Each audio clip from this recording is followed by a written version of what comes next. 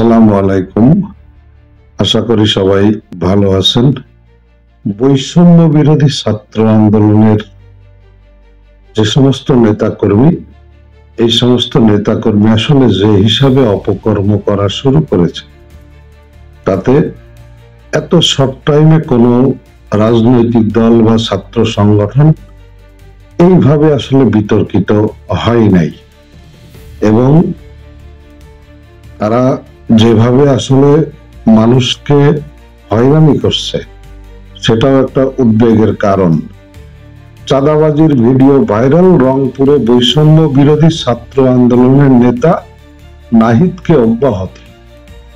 বৈষম্য বিরোধী ছাত্র আন্দোলন রংপুর মহানগর শাখার মুখপাত্র নাহিদ হাসান খন্দকারের চাঁদা দাবির একটি ভিডিও সামাজিক যোগাযোগ মাধ্যমে ছড়িয়ে পড়ার পর তাকে অব্যাহতি দেওয়া হয়েছে।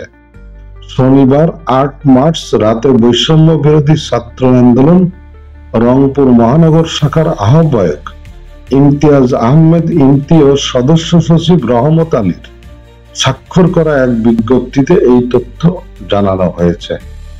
এতে বলা হয়, সাংগঠনিক শৃঙ্খলা ভঙ্গের অভিযোগে বৈষম্য বিরোধী ছাত্র আন্দোলনের রংপুর মহানগর মুখপাত্র পদ থেকে নাহিদ হাসান খন্দকারকে অব্যাহতি দেওয়া হলো। পরবর্তী নির্দেশ না দেওয়া পর্যন্ত এই আদেশ কার্যকর থাকবে।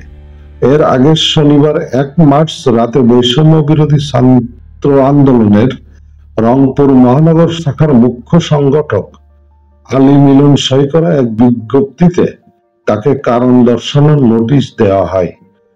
সেই নোটিশে বলা হয়, আপনার বিরুদ্ধে অভিযোগ এসেছে যে গত ২৮ ফেব্রুয়ারি রাত আনুমানিক ১১টার দিকে অবৈধ বালু উত্তোলনের ঘটনাকে কেন্দ্র করে চাঁদাবাজির অভিযোগের একটি ভিডিও সামাজিক যোগাযোগ মাধ্যমে ভাইরাল হয় এবং সেই বিষয়টিকে কেন্দ্র করে বৈষম্য বিরোধী ছাত্র আন্দোলন রংপুর মহানগরের সংশ্লিষ্টতার প্রশ্ন ওঠে।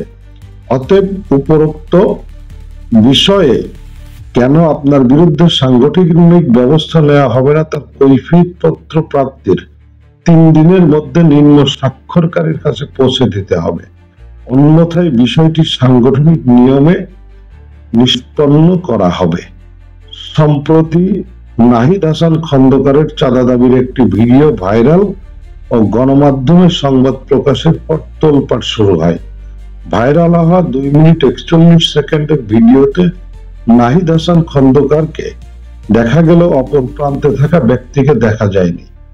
ভিডিওতে দেখা যায় একটি পুকুর খনন করে বালু উত্তোলন ও পার্ক নির্মাণের বিষয়ে নাহিদ হাসান খন্দকারের সঙ্গে কথা হচ্ছিল অপর প্রান্তে থাকা এক ব্যক্তির। সেখানে অপর প্রান্তে থাকা ব্যক্তিটি নাহিদ হাসানকে উদ্দেশ্য করে বলেন, তুমি যদি বলো সেখানে বালুর ব্যবসা হচ্ছে তাহলে সেটা বন্ধ করে দেই। ১ লাখ টাকা দিতে পারবো না, ৫,০০০ টাকা দিচ্ছে। এমন সময় নাহিদ হাসান খন্দকার বলেন, ব্যবসা আপনি বন্ধ করবেন কেন? ব্যবসা আপনি চালান, আমি বলছি না যে আজকেই দিতে হবে। ভাইয়ের সঙ্গে কথা বলেন, প্রয়োজনের সময় নেন, ভাইয়ের সঙ্গে কথা বলেন।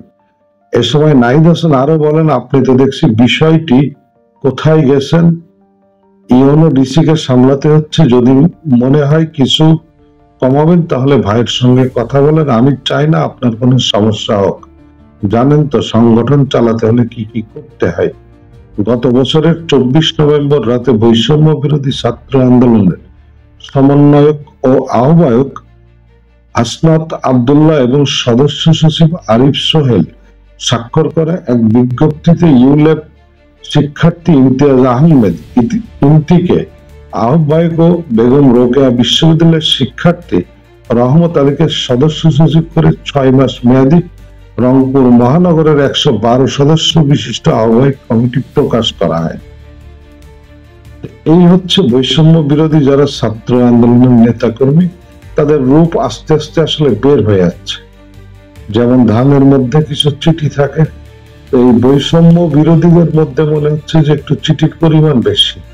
সারা বাংলাদেশ থেকে তাদের বিরুদ্ধে অভিযোগ, চাঁদাবাজি, দখল, বিভিন্ন স্কুল কলেজের যে শিক্ষককে আসলে চাকরিচ্যুত করা, তাদের কথা না শুনলেই মানববন্ধন করে তাদেরকে বিভিন্নভাবে হ্যারাসমেন্ট করা হচ্ছে। আসলে এইগুলো বন্ধ হওয়া দরকার এবং এই যে বৈষম্য বিরোধী ছাত্র আন্দোলন, এটার কার্যকরী কোনো ভূমিকা আছে বর্তমান সময়ে বলে মনে হয় না। কারণ এই বৈষম্য বিরোধী ছাত্র আন্দোলনে যারা টপ পর্যায়ে ছিল তারা ইতিমধ্যে একটি রাজনৈতিক দল গঠন করেছে, জাতীয় নাগরিক কমিটি। সেই জাতীয় নাগরিক কমিটি গঠন করার পরে আমার মনে হয় বৈষম্য বিরোধী ছাত্র আন্দোলনের আর সেরকম গ্রহণযোগ্যতা নাই। এরা হয়তো 2 দিন পরে দেখবেন যে রাস্তা ঘাটে একেবারে যাত্রার কাছে আসলে পিটানি খাচ্ছে। এদের যে কাজ করবার তাতে আসলে সেটাই হওয়া উচিত।